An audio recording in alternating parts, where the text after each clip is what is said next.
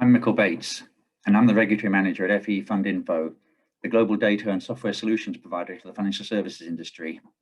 What I try to do is keep track of changes to financial regulations, particularly those around disclosure, in any market where we operate, so we know whether those regulations could affect us and our clients, and we can then ensure we put in place solutions to those requirements. In a previous life, I spent many years in sales and marketing in fund and asset management companies.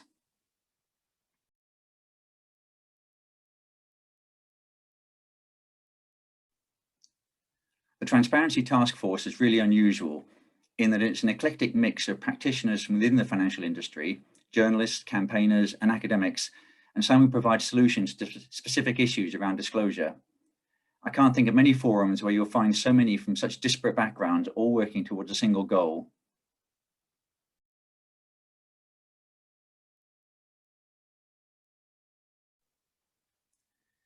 In an ideal world, there wouldn't be a need for the TTF to exist.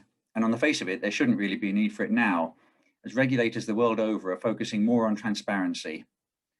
In respect to the fund industry, which is the one I know most about, it's always prided itself on being transparent.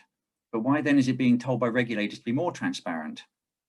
I actually think transparency isn't the real issue, it's trust. And that's a much more subjective question. Take the UK, for example, where fund groups have been required for a year now to assess the value they provide to investors and publish a report on that. This has resulted in many investors being moved into cheaper share classes or the annual cost of investing simply being reduced because groups couldn't justify the total charges against performance and other service metrics. So now, a year down the road, fund groups in the UK feel they provide value to their retail investors and therefore acting in the best interest of their clients. But until their clients themselves agree with them, they won't place as much emphasis as they should on protecting their future through what the industry has to offer, and the TTF's work will not be done.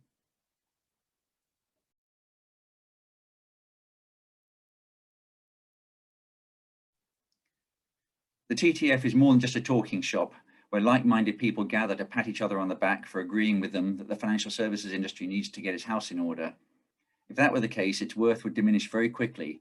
But the TTF relies on the combined expertise and drive of everyone involved, encouraged of course by Andy and his team, to deliver real change through things like the all-party parliamentary groups it has helped to establish.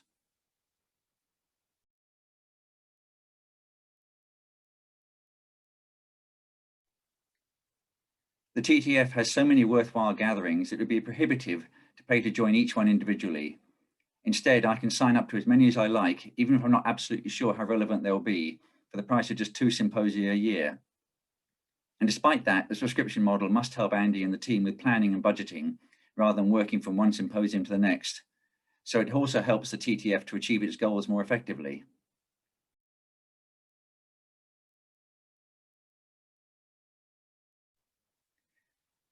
I only want to return to my earlier comment about there being no need for the TTF in an ideal world. Unfortunately, I don't think that day will arrive in my lifetime. So in the meantime, there will go on being a desperate need for the TTF to keep up its campaigning work.